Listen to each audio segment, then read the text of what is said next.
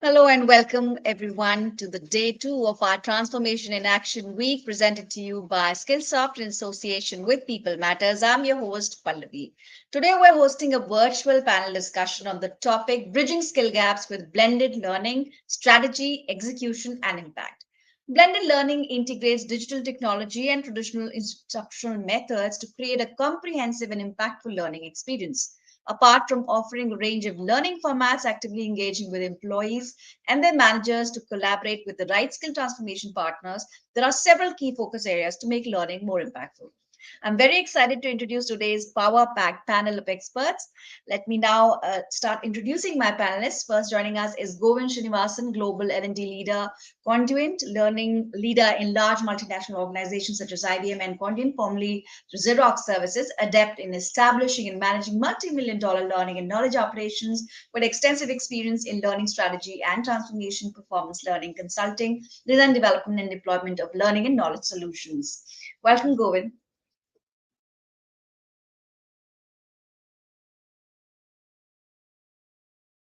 Also joining us is Sharvari Lingayat, Vice President and Global Business HR Head, Sonata Software, a seasoned global human resources leader with over 20 years of experience across digital IT services, product, and fintech organizations. As part of the leadership team, she focuses on leading the business and people integration. A very warm welcome, Sharvari. Thank you, Pallavi. Hello, everyone. Also joining us is Preeti D, Vice President Learning and Development SBI Card, accomplished C-suite level practitioner in talent management, engagement, learning, design, and capability development. Preeti is a coach, assessor, and master trainer, HR influencer, and leader in delivering business strategy through people practices for business impact. Always happy to host you, Preeti. Hello and thank you.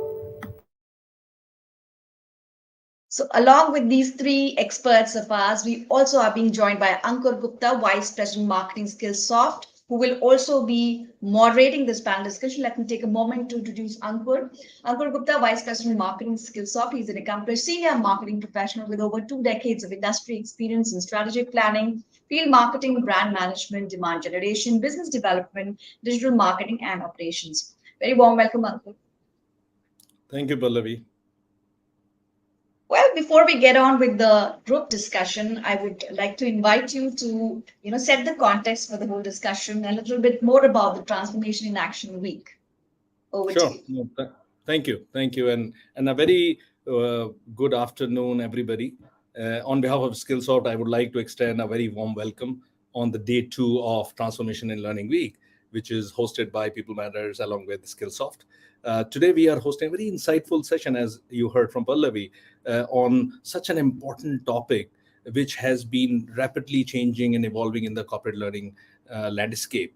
And I'm truly, truly honored that today's session we have a esteemed panel of experts to have this conversation.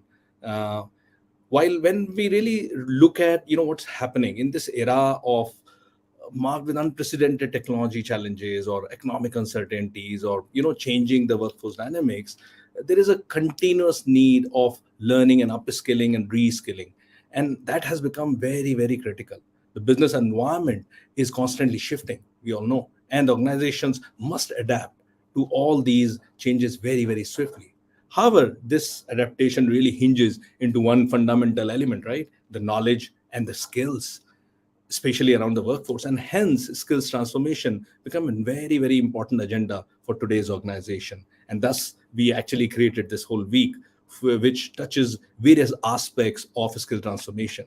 And this all starts with the skill gap, right? Because skill gap is not something which is new, right? Which has been, but globally organizations are grappling with this change. It has been a tough puzzle to solve, and there is a lot of innovation which is required and strategic approaches which are required to solve this problem. Today, I'm sure with the experts like Preeti, Sharvari and Govind, who have been experts in the field of HR, corporate learning, talent development, and whatnot, we will be able to explore a little bit more and how we address this gap. Also, if you look at the topic of today, which is blended learning, and blended learning is not something absolutely new. It's not an absolute new buzzword, right? But it has gained prominence a lot more as a very powerful strategy in this endeavor. And blending the various face-to-face learning or in-person learning, which is now started happening a lot more virtually with a lot of digital tools, e-learning modules or immersive learning experiences, have been talk of the town. But organizations has to really craft a very specific craft a strategy and execute a blended learning strategy which will really address the specific needs of the business today. What is really impactful for such initiative is which can help around from employee performance, which can help around on engagement, retention, ultimately a lot of top and bottom line as well, right? Which I'm sure a lot of leaders will agree to. So today, what we will try to do is really get some insights and experiences and best practices from some of the questions which I've created, and I would highly encourage people who are listening to us today to actively participate by asking questions, engaging in various discussions which we can do towards the later part of this session today, and really unveil some of the intricacies which are required for skill transformation. Especially in the blended learning approaches, right? And that's becoming very important. So let's talk about this and start the discussion. I don't want to further delay, and let me start with one question which I have kind of grappling with. That over last decade or so, we have talked about blended learning, right? And especially with the digital tools coming in, and companies have been started using it. But how this whole blended learning approaches has seen the transformation in today's world, right? Especially when we saw during the pandemic time, we only did digital learning, right? Everything went into virtual learning, right? And I think we swang on the other side. But as things are coming back, what you see as what is the right blend looks like and where it is heading to. So let me start with maybe Govind to start with. You want to share your thoughts around how you are seeing at least what I talked about? Hey, thanks, Ankur, for having me. Thanks. Hi, good afternoon, everybody. Happy to be here and sharing my experiences, insights. I think blended learning has been there, Ankur, as you said rightly, for some time now.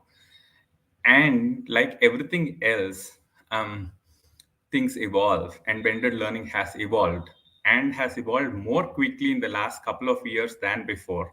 Obviously, because of the maturing of technologies digitally, and also with that, the maturing of learners, as I would say. These are things that are happening parallelly, and different stakes in corporate organizations in terms of people coming into the office fully, hybrid, not coming at all. So all of these are contributing to the changes in blended learning evolution in the last couple of years, particularly. Now, I will talk about three things that have really changed. One is in the synchronous. So, synchronous learning, what we call synchronous learning in the learning balance, is when people come together and learn together at the same time, right?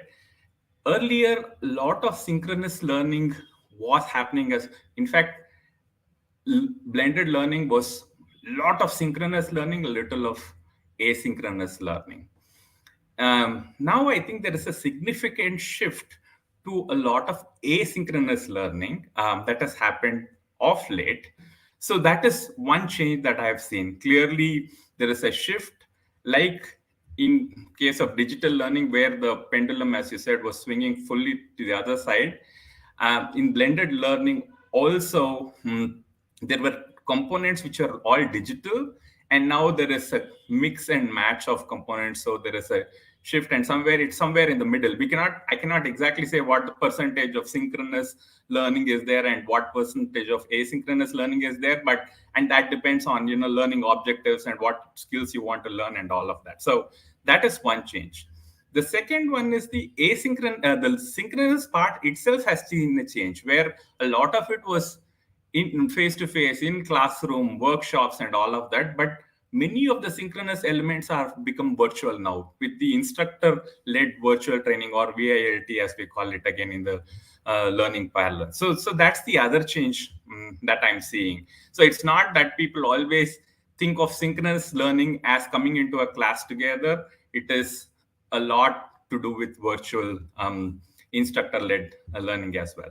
And the third element that I am seeing as a change is the components of this learning. So typically, all learning components has, again, three areas of focus: education, exposure, and experience. Now, in all of these elements, there are plenty of choices for both the learning teams as well as the learners to choose from, to make sure that the learning is very valuable, effective as part of the blend that you create. And the blend can be different for different purposes. As I said, the time can be different. It can be for a week, for a few weeks, for a month, for many months. All of these are possibilities depending on the skills that you want people to develop. But having said that, these are the three areas. So the components, with the variety of components, you have a lot of choice, starting from benchmarking your skill to the immersive experiences that you were talking about, to other things that we will talk about probably later as we go ahead. So these are the three things that I'm seeing as having changed. Ultimately, there is great acceptance of blended learning now than what it was before, both from the learning perspective, the learning organization's perspective, as well as from the learner's perspective. So there is clearly a lot of value it is providing, especially for deep learning. Sorry. Thank you, Govind, and really appreciate. I know that how you've kind of talked about how things were pre-pandemic and how the adoption happened, and I think you're right in terms of how the it is getting more adopted, because I think there are more options, and it helps in terms of creating the journey, which is the right journey for that particular learner as well. Because ultimately, I think the upskilling or reskilling of that individual becomes a lot more a priority. Earlier, if you look at blend, maybe some of the classroom were happening in separately, versus some digital is happening separately, and I think it was not part. So Preeti, I'll come to you now on the same topic, and what you have seen in your industry, around the blended learning, and how it's swaying versus, or where it is finding a balance, and where you see it going.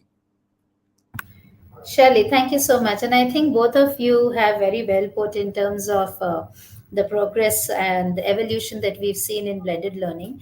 But as you rightly said, blended learning always existed. In fact, almost 15 years back when I was working with IBM, our entire world dependent on blended learning. So we barely had any sessions which were called as face to face. But having said so, and it was primarily those progressive organization and global organization who adopted that approach. Call it the pandemic or the changing workplace and workforce. I think even other organizations have started evolving in terms of adopting technologies. And I would say one of it being us as well. So maybe around 6 years back, we had the best of online learning modules made available to our learners, but the acceptance level was very low, to what we see today. So, but having said so, the change that I see in blended learning, so almost 10-15 years back, the way the world was with IBM when we had almost virtual, online, and blended, and where I see now is it's become highly personalized. And more so with so many supportive platforms, with the advanced LMSs, rather the LXPs coming in, and the kind of gamifications, the simulations that are getting built in today, which was never before so earlier. It's become more enjoyable, and that's also been a reason that people have started accepting it more and more. And as I mentioned, it's become very personalized. With the supportive platform, we have now an opportunity to give the same learning journey to different set of audiences in different formats. To give you an example, we recently digitized our campus to corporate journey, the new hires, the management trainees who come on board. So up until 2-3 years back, it was all face to face, but now we've created a completely digitized journey, which is a mix of both face-to-face classroom, virtual instructor-led classrooms, and also the plethora of Skillsoft courses that we have online. But then what our platform allows us to do that with the same set of audience, we have people from various functions, we have from customer service, different set of emphasis needs to be given to them as compared to somebody who's from finance or legal. So the primarily the core of the journey being same, we've now customized it for different audiences. So personalization and customization, in fact hyper personalization, is the change that I see in today's day. And that's made it even more impactful. No, absolutely, Priti, and we have witnessed this as Skillsoft, because while we started as a digital learning provider, but over last few years we have transformed ourselves into a provider which can actually deliver all kind of blended learning, all kind of approaches, right? To because that will really make that impact, and obviously technology is helping around in that. So thank you, Shawari, for your patience, and I come to you now.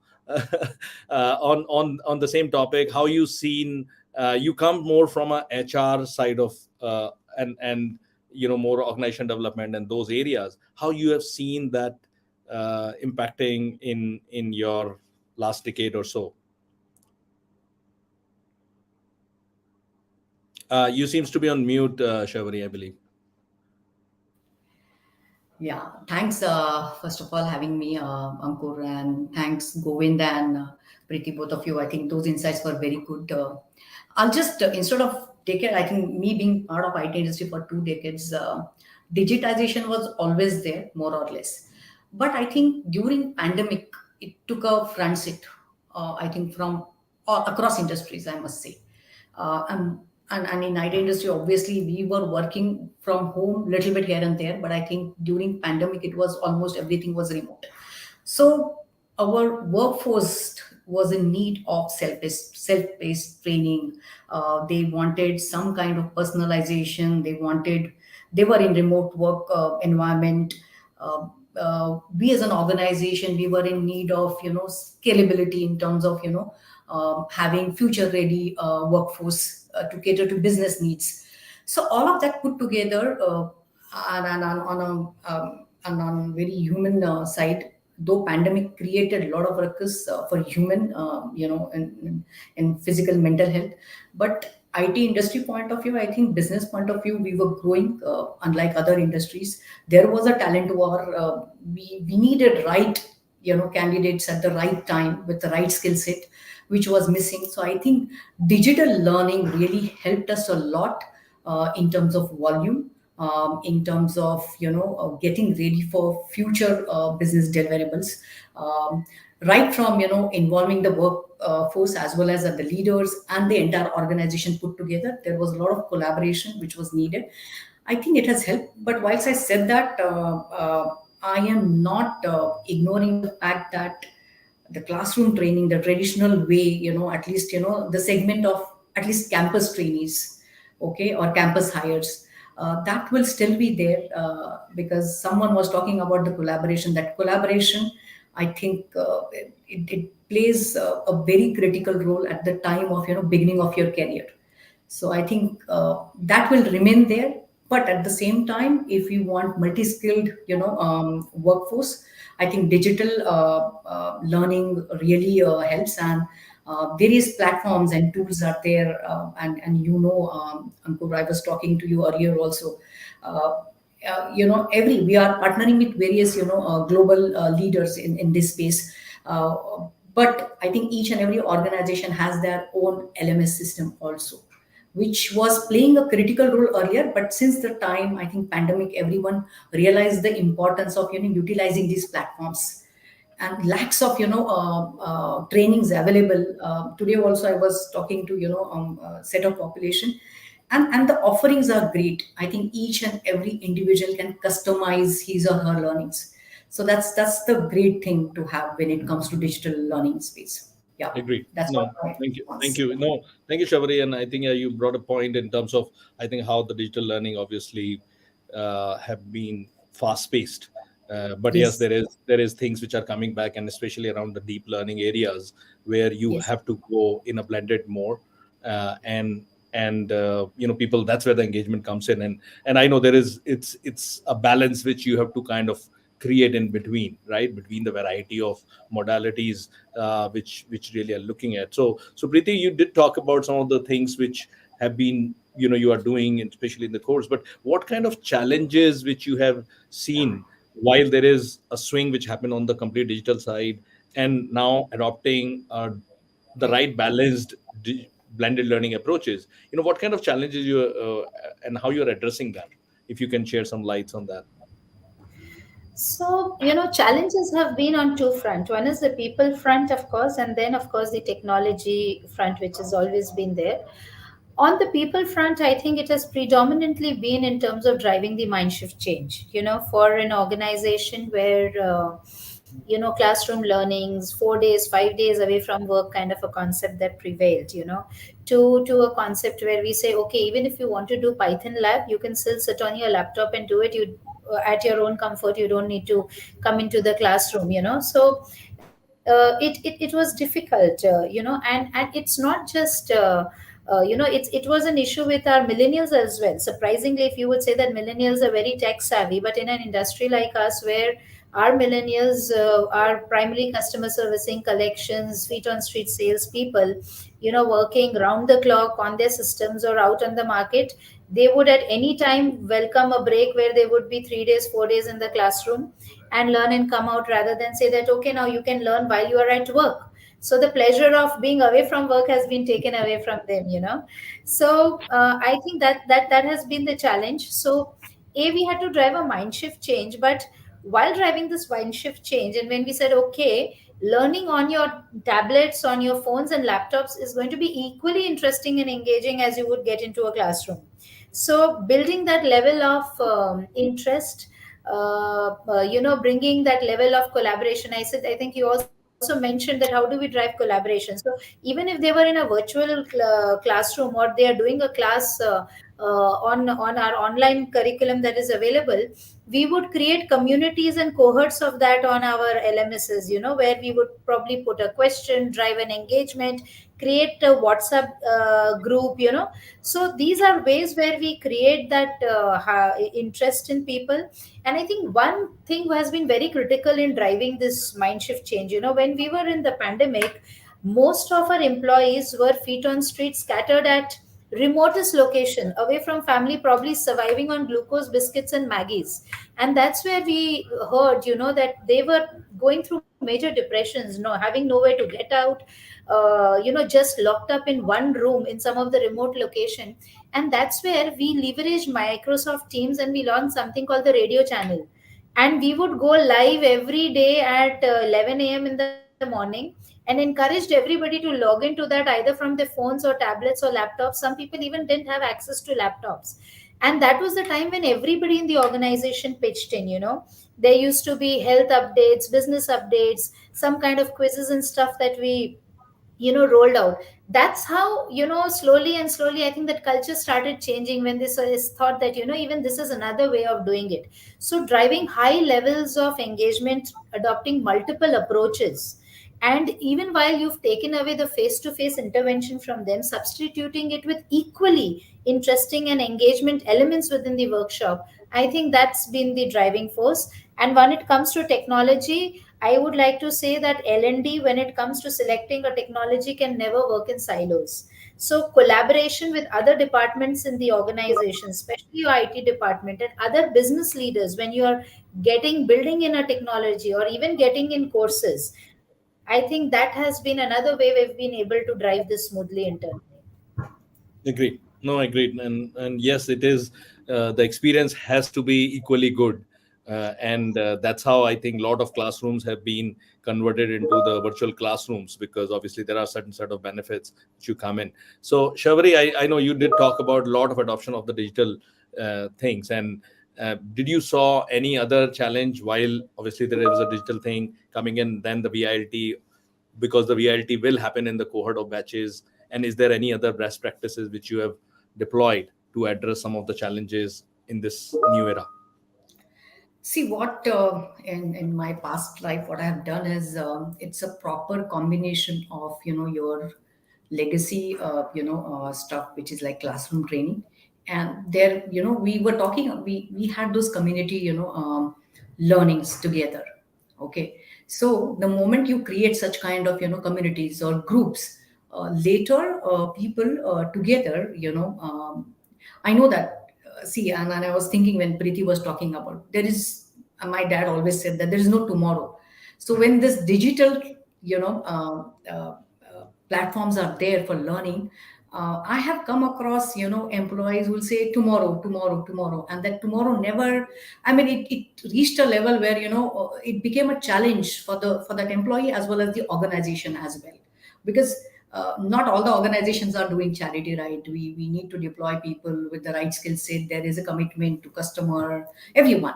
Okay, so obviously that group kind of learning helped over the period of time.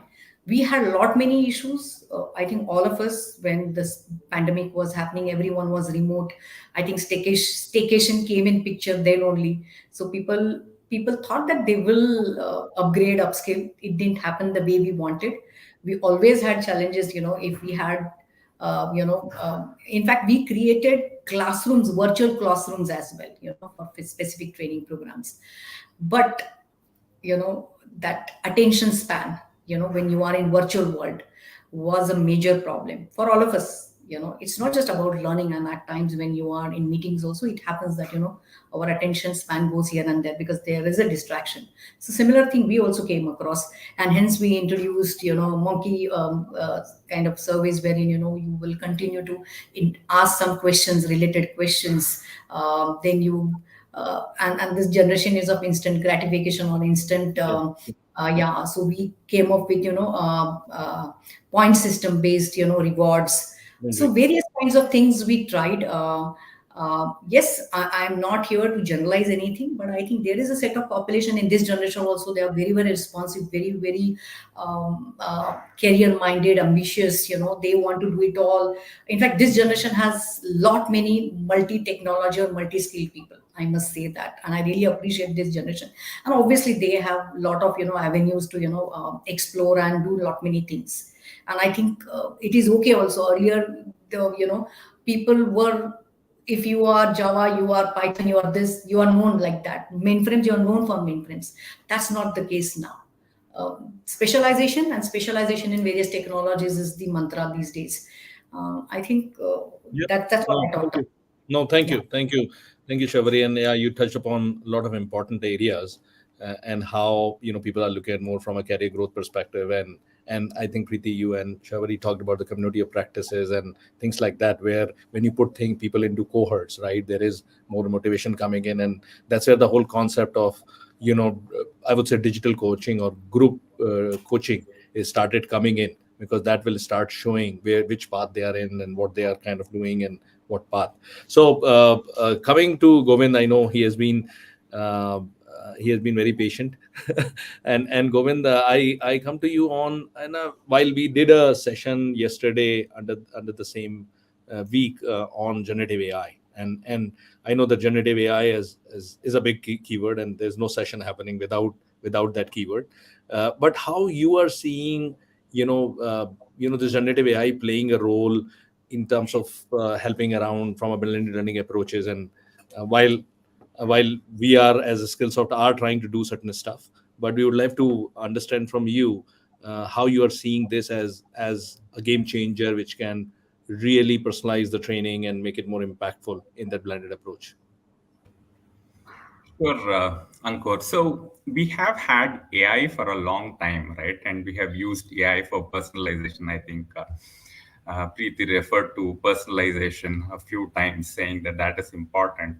And AI has been in the forefront of personalization, whether it is adaptive learning or whether it is content recommendation. But all of that has been happening from behind the wall, right? Now, the change with generative AI is like, it is so conversational. Natural language processing is happening as if you can talk to that person, right? And it is not as if you can, right? And get a response real time. Now, for the learning organizations, I think the impact is immediate as far as generative AI is concerned. It's probably the beginning of the beginning in this journey of using generative AI for every one of us as individuals, as professionals. But for learners as well as for the learning teams, I think already there are use cases. It just happened a few months back that we know of, the biggest name there, which is ChatGPT. And I would be surprised if people come into conversations like this without going to ChatGPT and asking what is it that you have to say on blended learning, for example, right? In terms of preparation, and it gives you so much of cogent, very clear responses. And so, learning organization, the way people will learn, and the personalization, I think the sky is the limit, or even the sky is not the limit for how learning can change with the help of this technology. That is how I'm thinking. For example, for learners, um, the, the way they can put together content very quickly for themselves, pick it, and then, just by giving one prompt command and saying, this is what I'm looking for, and it will give you whatever you want at that particular point in time. Like, it has never happened before. That is what I am seeing that's going to happen. And then the question and answers, we have had many of these chatbots which we use, but with generative AI coming, I think learning will happen like on the fly with real time answers, scenarios. Again, for the learners, it's going to be uh, really game changing. I would think organizations have to be quick and have to adapt, as well as the learning partners. I think they have a big role to play, because people will take to this because this is smart, this is intelligent, this is like conversational, this is using natural language. And so you have your simulator. One step that you have taken as far as Skillsoft is concerned is the simulator scenarios, and that itself is such a big wow factor. Now imagine where people can create their own scenarios for before meeting a client, or doing a customer service, or developing a product, whatever it is. So for the learners, the personalization is going to be multifold better. The natural language process, the responses through AI, generative AI, is going to be so good that you don't need to go anywhere else to see. And the scenarios, the experiential learning part of the blended component is going to change completely. For the learning organizations, again, whether it is the content creators, the instructor designers, the training facilitators, for the admins, for everybody, it's going to be game changing. It's going to be fast, furious, very smart, and very useful. So I'm really big on Right. generative AI. How it's going to change our world sooner than later. Agreed. No, Govind, I completely agree with you. And obviously, it is changing the role from receptionist to the CEO. But yes, there is a huge impact coming on the L&D department. Especially with the kind of experimentations happening. And we did launch, what you mentioned about the KC, which is the simulated AI coach, which people can use, and that's where I think the learning is going towards a lot more interactive, and that will define, depending on whether you really need a benchmark versus you really end up getting a video, or you need to take a class or a certification or whatever. And I You think just that's need the to create an future. assessment. You can create on the fly. I mean, That's you right. create, or you want content summary, you can do it just like that. I mean, you're already doing a lot of that. You want to create a facilitator guide, you can do it immediately. I mean, sky is the limit. Agree. No, I think that is definitely game changing, and I'm sure there's a lot of talk about it happening, and people like us are making our efforts to enable organizations to use this power of this great technology. So coming back, I will take a step back and come to Shaivari in terms of really looking at when you really design a lot of these skill transformation strategy and blended learning approaches. Obviously, you did talk about that you have to kind of obviously get involved with the business, right? And really understand what is their need. So whether it's employees, whether it's the leadership team, how you align those learning strategies, which is aligning to business goals. So how you've been doing, and what are your successes and maybe some challenges which you might be seeing. Do you want to share some of that? I think here the mantra is, and all my colleagues will agree to this, that it's a lot of investment, and it's not just money. it's time efforts of all the stakeholders, including the learner who is an employee, from organization's perspective. Um, I think the involvement, and the ownership is critical over here. Um, you know, uh, so in my life, I have always, looked at how I can, what stage in the beginning only, involving leadership makes a lot of, difference, and continuous communication around it. What will be the metrics? How we will measure the effectiveness of it? And it's not that what I will get, what is the return on investment. That's not only the thing, but how my organization itself is ready to cater to future demands and cater to this industry itself.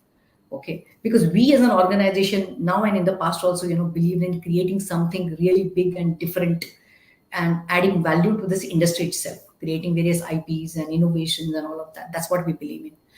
A lot many challenges, Sankur, because it's always like, you as an HR leader, if you are investing on this, what is the return on investment? How my employees are going to get engaged, and how many of them are really going to get trained, on those specific technology and being future ready for that, is something, that metrics. Luckily, with this AI which you are talking about, or even, with this digital platforms, the reports and everything is like very handy. So we get easily, data insights. I know exactly in which business unit what is actually going on, which technology they are getting trained, and that is how, for my future RFPs also I get ready. I remember in past also, I remember when I was handling, one of the insurance business unit, they used to ask, how many are, actually related, certified people or qualified people. So here now, 10 years ago and now, it's a lot of difference. The data is very handy. I can help leaders to take those strategic decisions in no time. Okay, now I feel, okay, this XYZ technology I'm ready, but if I realize over the period of time that, down the line 2 years or 3 years, this is going to be the way of working for me, new way of working, I can focus on that very easily. Okay, so we can be very, very proactive in our approach when it comes to grabbing new business and delivering also to the existing business partners. I think that Great. is something which digital platforms has helped. And adding to what Govind said, when it comes to AI offerings, everything is very nice, but that human touch is always missing here. Okay, and I don't want to go to the bigger topic wherein whether this AI chatbots, everything. I myself is dealing with two chatbots in my organization. I was doing UAD, and I was like, no, no, no, it is not giving me what I actually need.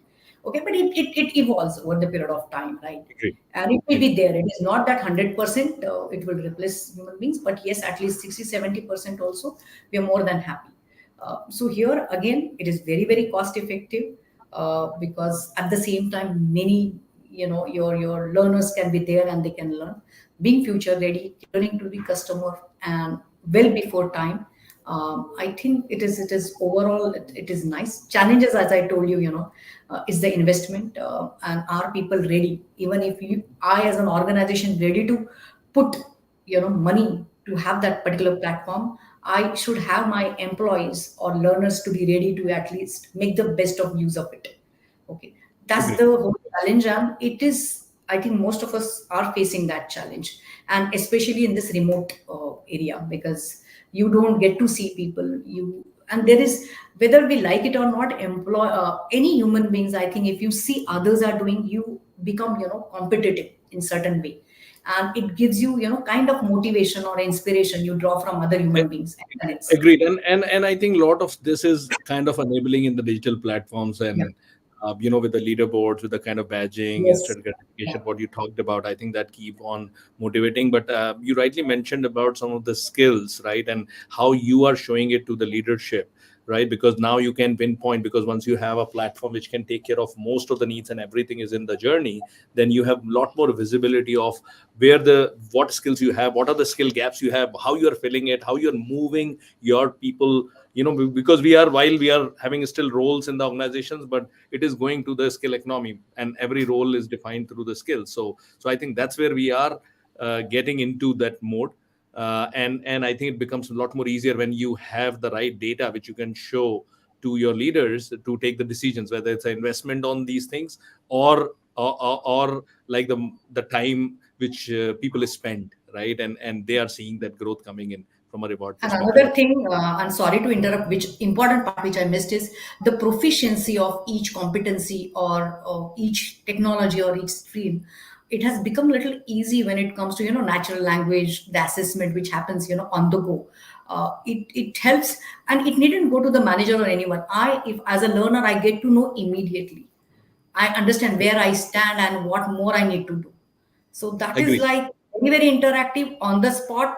It allows me to as a learner to improve continuously, Agree. real time basis. So that is Agreed. something No, no, really. no, absolutely. And in our platform, because we use our platform for CPO, I took a Yes. benchmark on creativity and innovation, and then I did a course, and obviously my score moved. And then after a couple of months, the system is asking me, "Do you want to take this benchmark again, just to check where you are, whether it's increased, whether it's reduced, where you are?" Right. So it is a lot of engagement. So very quickly, I know that we are having an amazing discussion. Preeti, I'll come to you on a very important thing, right? You did talk about, the the blended learning approaches, right? How you are kind of using it, especially whether it's the new hire kind of a program or whatever. But what kind of measures you are really have taken that you make this blended learning journeys very successful and very impactful, both from a learner perspective as well as from an organizational perspective as well. So any specific measures, anything which you want to share with the audience who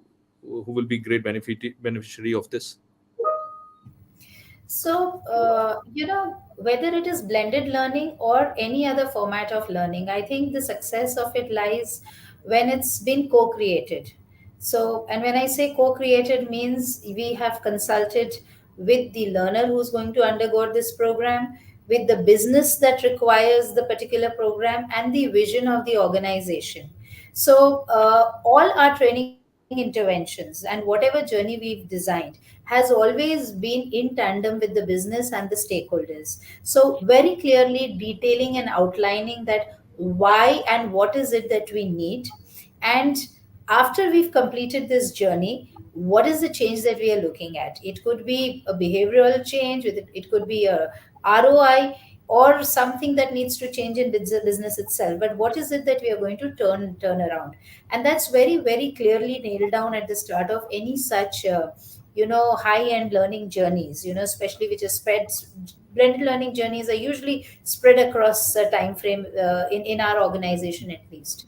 And one is periodically, that's one bit, so involving our stakeholders towards co-creating the journey, testing it if required.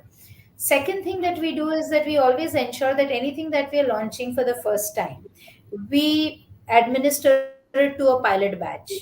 And before you do a mass rollout across the organization, and that helps us to address any initial hiccups if there are, before we roll out to the large segment. Third is, in most blended learning journey, we ensure to do dip checks periodically. It's not like that the journey is launched and we wait for it to get completed. Periodic interventions, to go back and check. In fact, I also get my team to, okay, go on the floor and check with them personally, speak to them.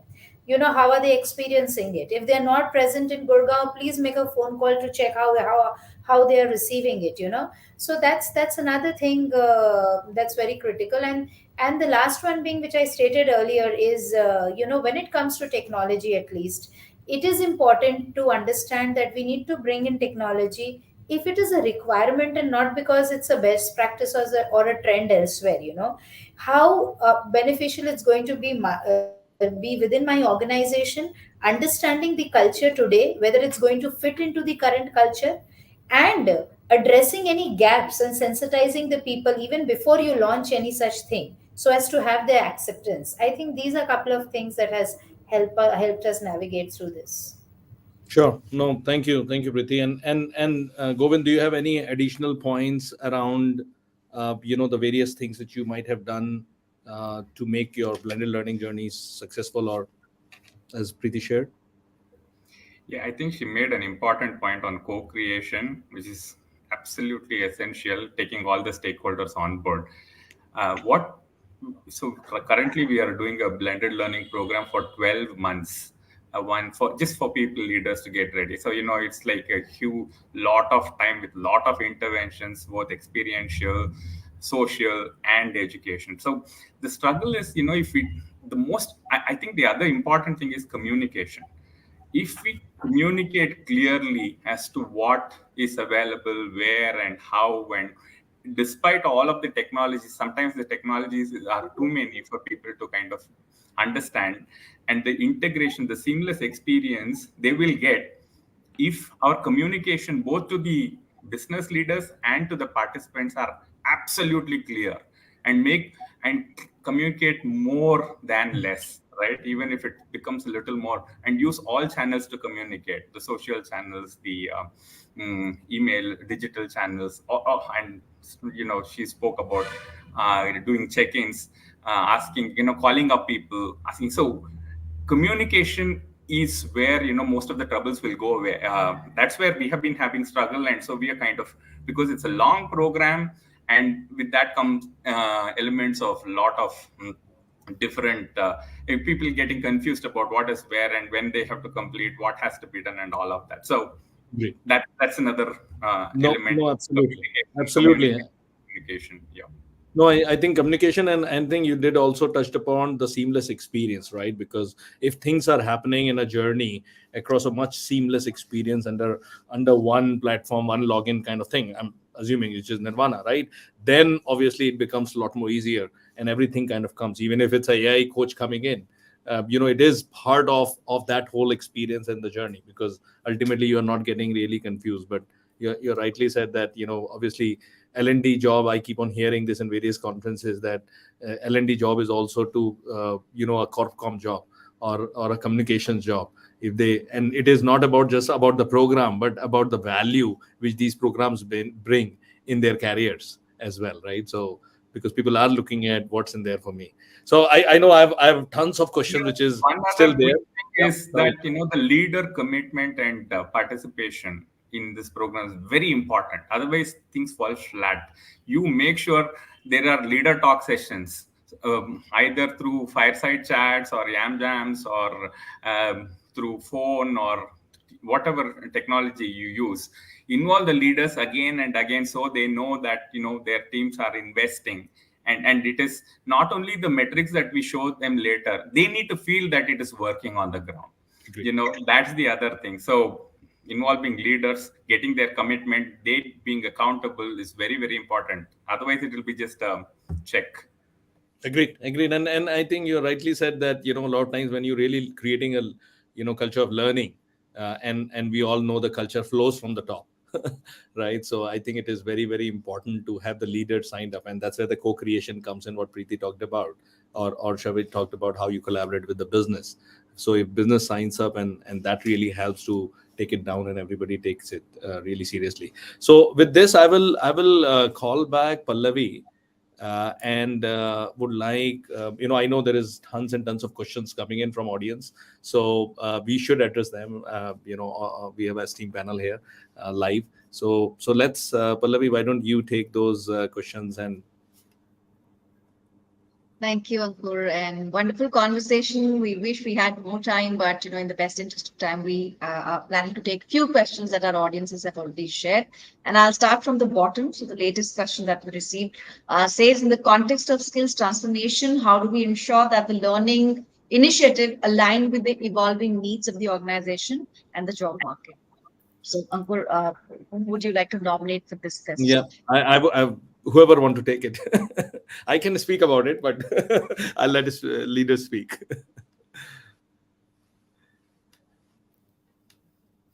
So anybody, Govind, Shavari, Preeti? Pallavi, if you don't mind, could you please repeat that question once again? Sure, Don't mind. sure, Shalvi. I'll repeat the question for you. The question typically talks about the evolving needs of the organizations. How do we make sure that the learning initiatives that they are taking are aligned with the evolving needs and the job market? Uh, yeah. I mean, please, others also please add. And I think you are an expert, Ankur, because you are dealing with various other organizations. I think, you know, any business, okay, to grow, you have to have right kind of resources in place. Okay, IT industry point of view for us is employees and their knowledge. Rest takes the secondary, place, frankly speaking. Now, knowledge is something which will grow if you continue to upgrade, right? And for that, either you internally develop something, like in olden days, we used to have that, train the trainer workshop, one topic, 10 other people are getting trained and all of that. Okay, that was one approach. Okay, over the period of time we are like tech savvy, and we said, okay, we will have our own digital LMS platforms. Then we took help of other external technology tools, various other things. Okay, now as an organization, what has worked in the past, that will become a base for you. Okay, in approach, see, there are various in digital also, whether you want to have a text driven or audio driven or video driven, or that interactive, you decide what actually suits your organization. And there are various platforms which are already available in the market. Our kind of an organization, or global organization, wherein we have presence in more than 20 countries, so I need something which is global reach kind of a platform, multi-country, multi-geography, right? Uh, so accordingly, I will go and select what is best for me, and I know what are my deliverables. Whether I specialize in digital engineering, whether I specialize in data kind of a thing, whether I specialize in UI UX, depending on what kind of an organization who actually excel in that particular area, I will go ahead and choose my LMS partner. Okay, so what you have, what you do, and you analyze the gap and what are the offerings available in the market. Okay, you do that study, and obviously we as an HR person, we have very nice network. We talk to our colleagues and find out that, and then obviously you take it ahead. And as Govind clearly said, that leadership involvement, commitment is at top, because without that nothing is going to happen. Very clearly, it's top down approach. Okay, these are three four, I'm not great, but this is what I have practiced and I have done in the past also. In fact, to an extent, we did when we partnered with Skillsoft as well. Yeah. Yeah. If I may Govind, yeah, quickly please. add, I think you made very important points. I'm coming from a slightly different angle in terms of evolving needs. What we do is to really have quarterly reviews with our different businesses, because we have to do course correction. What is important for the business today changes tomorrow. The evolving needs, as the question says, right? How do we change? So it is, and then you create a. So one is that the quarterly review is absolutely useful with all the stakeholders, saying that this is what we are doing. Is it helping you? Is it not? And what should we do? Are your priorities the same? Are your priorities different now? In the last 3 months, have they changed? That's one thing. Second, have a steering committee at a leadership level. So go to the steering committee at least once, twice a year. Just ask them. I mean, that is the top leaders, if you can. Ask them, as a learning organization, these have been our outputs. Are they aligning with your needs? Are your needs as an organization because agility is key for learning organizations even more, and a lot of the tools and technologies will help, but the human element, as Sharman was saying, even with AI coming in, human element is very, very important. That touch, and Preeti pointed out, pick up phone and talk. Very important to keep checking, doing course correction, making changes, being agile, and that will keep you steady. And it's not the numbers only, not the metrics. People like the numbers, metrics, and all that, but if they don't feel that they're changing, seeing change in behaviors or skills of the people, whatever numbers you throw at them, they will say it all looks good, but it's not working, right? So it's very, very important to have that human touch going. Agreed. And just to add on maybe a 30-second addition, I think great point, Boshavari and Govind, is going further, because when you take that inputs, right, from the steering committee or from even the leaders on your KBRs, you really look at different scenarios, because there are scenarios in different set of organization, different industry, there are different set of scenarios from a learning initiatives perspective. You look at sometime onboarding scenario, which are might be very important for our organization, right? Or there are upskilling or reskilling scenarios, right? Because you might have a set of people who you want to take to the next set of carriers, right? Because certain set of technology which is kind of fading away, and you want to take them to a completely new set of technology, or you want to take into a leadership development kind of scenario. So you built up those scenarios which are very specific, and start seeing that impact of those scenarios, and who that's where it aligns with the business, obviously the goals, and then also start aligning with the people and the objectives, right, which they are really looking at. And that's how you really help around. So I'll stop here. Thank you for all the leaders who spoke on this. And since we have just 5 more minutes left, we'll try to take up at least 2 more questions with your permission, Anku. So I'm picking up a question by Shika, who says, what are some of the best e-learning, blended learning content which has worked for you? Maybe Preeti, you want to take this up since you haven't spoken yet.